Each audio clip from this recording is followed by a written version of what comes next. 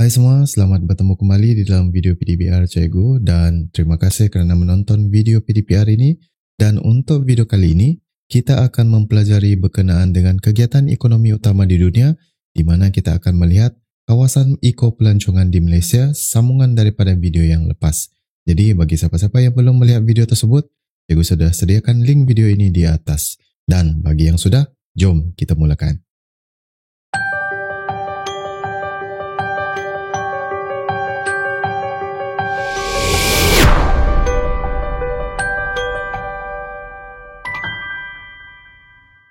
Baiklah, sebelum kita mula, elok kiranya kita buat refleksi berkenaan dengan video yang lepas.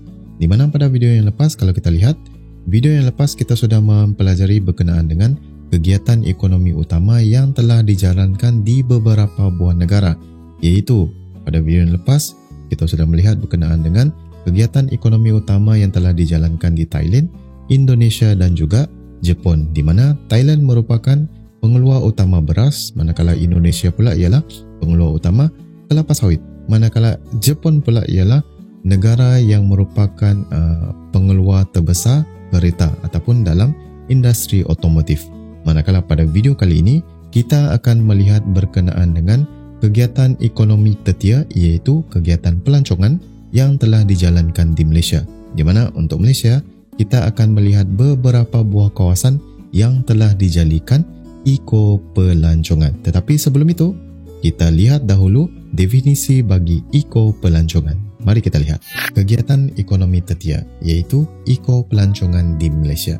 Jadi eco-pelancongan di sini merujuk kepada aktiviti pelancongan berasaskan alam semula jadi, iaitu kita akan melawat tempat-tempat semula jadi seperti pantai, terumbu karang, sungai, air terjun, gua, tanah tinggi seperti gunung dan juga melihat keindahan batu kapur.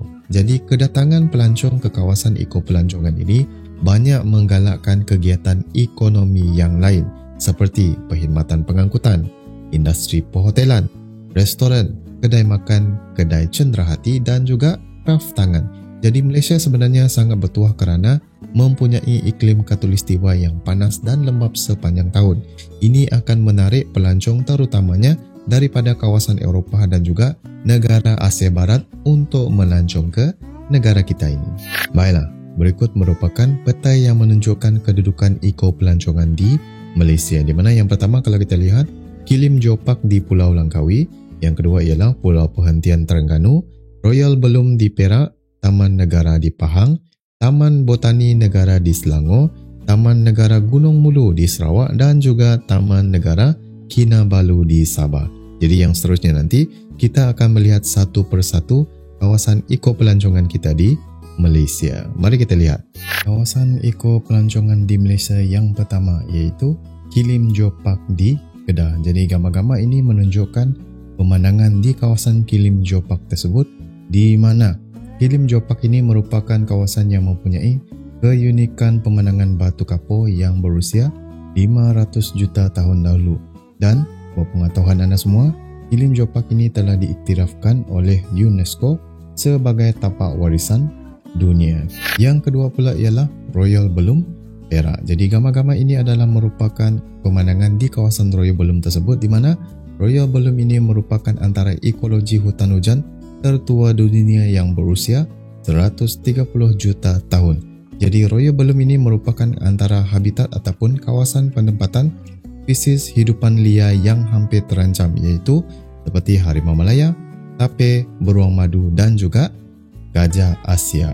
Yang ketiga pula ialah Taman Negara Pahang. Jadi ini adalah merupakan pemandangan Taman Negara Pahang di mana dia ada menyediakan canopy walk.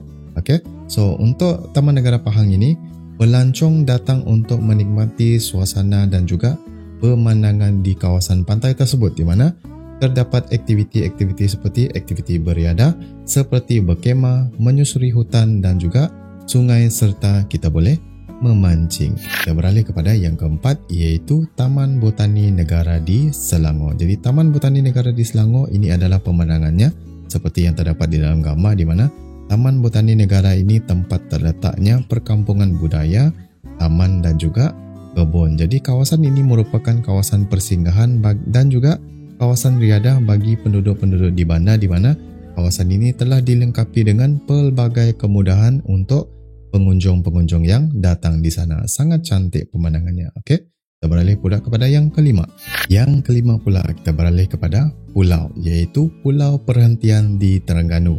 Jadi Pulau Perhentian di Terengganu ini terkenal dengan ekosistem marin dan juga pulau yang sangat cantik, di mana pantai berpasir yang putih dan juga bersih dan juga air laut yang jernih serta keindahan terumbu karangnya mampu menarik pelancong untuk datang ke sini. Jadi ini adalah gambar-gambar yang menunjukkan sedikit gambar yang menunjukkan pemandangan di kawasan Pulau Perhentian tersebut.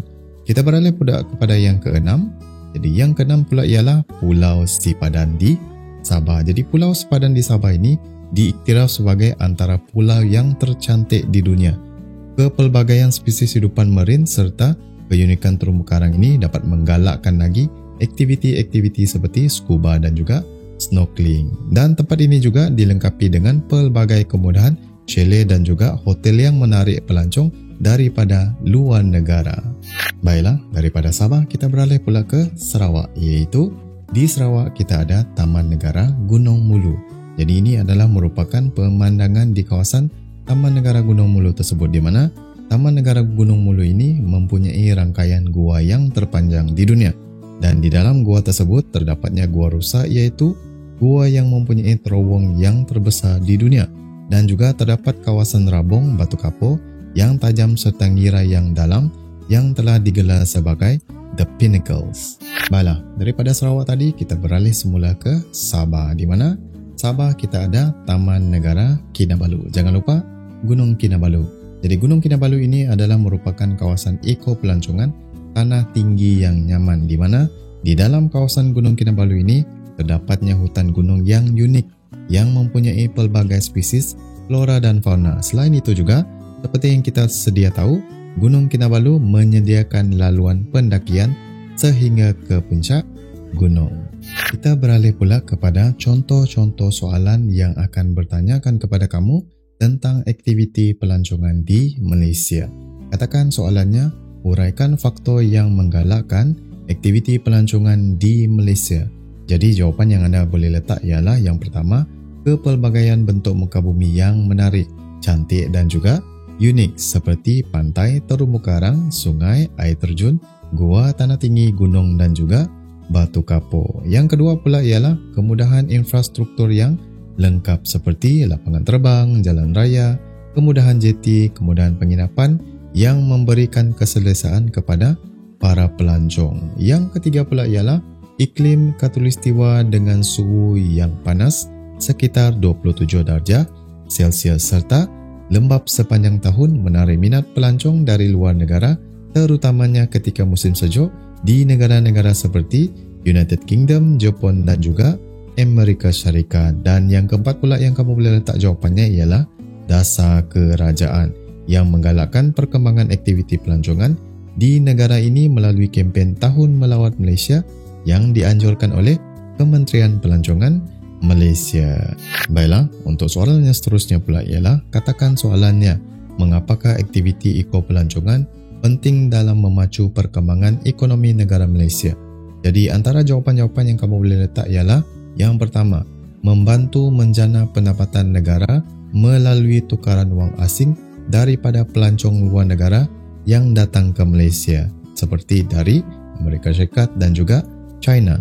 Yang kedua pula ialah mewujudkan peluang pekerjaan kepada penduduk tempatan yang bekerja dalam sektor perhotelan sekaligus dapat meningkatkan taraf hidup mereka. Yang ketiga pula ialah meningkatkan kemudahan infrastruktur seperti kemudahan asas seperti jalan raya, lapangan terbang, jeti yang turut sama memberi kemudahan kepada penduduk tempatan.